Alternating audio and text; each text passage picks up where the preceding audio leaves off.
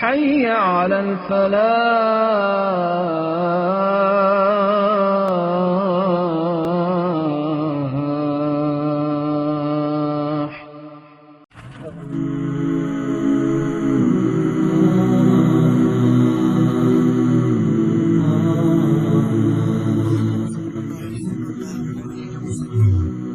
آج ہم قرآن کی ایک بہت ہی خاص صورت سورۃ الحدید پر بات کرنے والے ہیں۔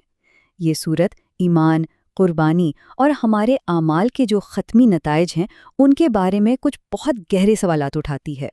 تو اس تجزیے میں ہم 4 اہم نکات پر بات کریں گے۔ سب سے پہلے ہم یہ دیکھیں گے کہ یہ صورت قرآن کے بڑے ڈھانچے میں کیسے فٹ ہوتی ہے، پھر اللہ کی صفات کو سمجھیں گے، اس کے بعد سچے ایمان کی دعوت کا جائزہ لیں گے، اور آخر میں اس دیوار کو دیکھیں گے جو 2 مختلف انجاموں کو ایک دوسرے سے جدا کرتی ہے۔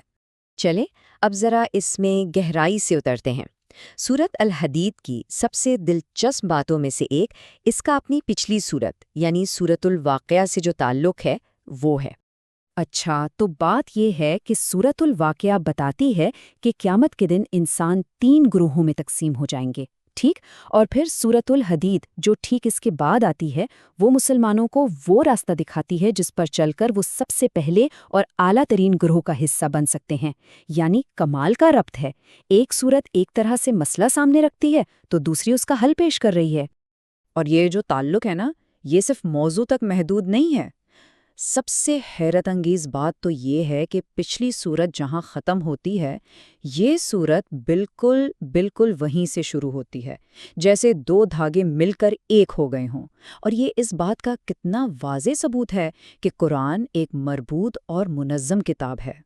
چلیں اب سورت کی ابتدائی آیات کی طرف آتے ہیں جو اللہ تعالیٰ کی لامحدود طاقت اور علم کو بیان کرتی ہیں۔ اصل میں یہ آیات ہی پوری سورت کی بنیاد رکھتی ہیں۔ تو ان شروع کی آیات میں اللہ کی چند بنیادی صفات کا ذکر ہے کہ وہ زبردست اور حکمت والا ہے، آسمانوں اور زمین کا مالک ہے، وہی زندگی اور موت دیتا ہے، وہ اول بھی ہے اور آخر بھی، ظاہر بھی اور پوشیدہ بھی، اور سب سے بڑھ کر یہ کہ وہ ہر چیز کا علم رکھتا ہے۔ یہ صفات ہمیں ایک طرح سے یاد دلاتی ہیں کہ اصل طاقت کس کے پاس ہے۔ اور پھر آتی ہے یہ آیت جو واقعی سوچنے پر مجبور کرتی ہے۔ وہ جانتا ہے جو کچھ زمین میں جاتا ہے اور جو کچھ اس سے نکلتا ہے، اور تم جہاں کہیں بھی ہو وہ تمہارے ساتھ ہے، اور جو کچھ تم کرتے ہو اسے دیکھ رہا ہے۔ ذرا سوچئے، یہ آیت اللہ کی ہر جگہ موجودگی اور ہر چیز سے باخبر ہونے کے تصور کو کتنی خوبصورتی سے واضح کرتی ہے۔ تو اللہ کی ان صفات کو قائم کرنے کے بعد سورت اپنے مرکزی موضوع کی طرف آتی ہے، اور وہ کیا ہے؟ وہ ہے مسلمانوں کو، خاص طور پر کمزور ایمان والوں کو، ایک واضح دعوت کہ بھئی اپنے ایمان کو صرف زبان سے نہیں، عمل کے ذریعے ثابت کرو۔ اور پھر سورت ایک بہت ہی گہرا سوال پوچھتی ہے، اور تمہیں کیا ہے کہ تم اللہ کی راہ میں خرچ نہیں کرتے، حالانکہ آسمانوں اور زمین کی میراث اللہ ہی کے لیے ہے۔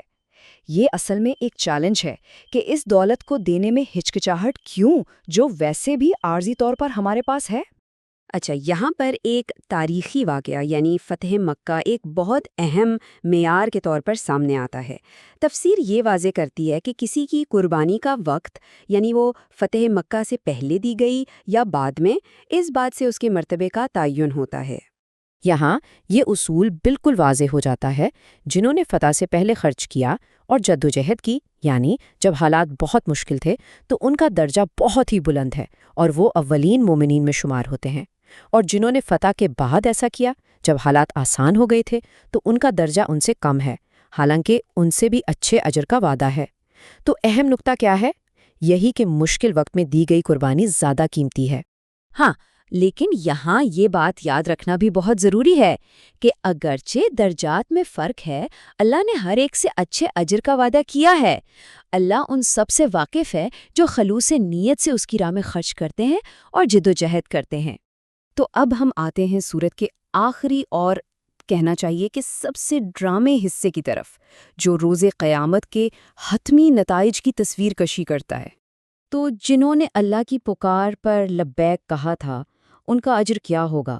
ایک چمکتا ہوا نور، ایک ایسی روشنی جو انہیں جنت کی طرف رہنمائی کرے گی، یعنی ان کا خرچ اور ان کی قربانی اس دن روشنی کی شکل اختیار کر لے گی۔ اور دوسری طرف اس کے بالکل برعکس منافقین کا انجام ہے۔ ان کا کیا ہوگا؟ وہ اس رہنمائی کرنے والی روشنی سے محروم ہوں گے اور اندھیروں میں بھٹکتے رہ جائیں گے۔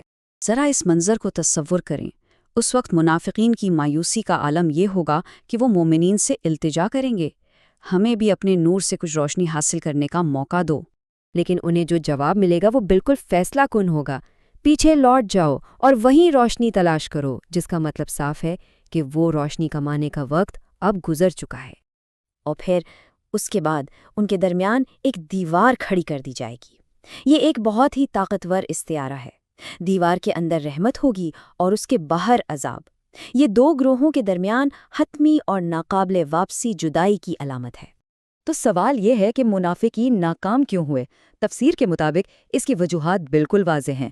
وہ فتنہ انگیزی میں مبتلا رہے، وہ مومنین کے قسمت کے پلٹنے کا انتظار کرتے رہے، وہ شک میں پڑے رہے اور انہیں اپنی ہی خواہشات نے دھوکے میں ڈال دیا۔ تو مطلب یہ کہ ان کا انجام ان کے اپنے ہی اعمال کا براہ راست نتیجہ تھا۔ تو آخر میں یہ پوری بحث ہمیں ایک سوال پر لا کر چھوڑتی ہے جو اس ساری بات کا نچوڑ ہے۔ ایمان کا اصل پیمانہ کیا ہے؟ کیا وہ دعویٰ ہے جو آسانی کے وقت میں کیا جائے، یا پھر وہ قربانی جو مشکل ترین وقت میں دی جائے؟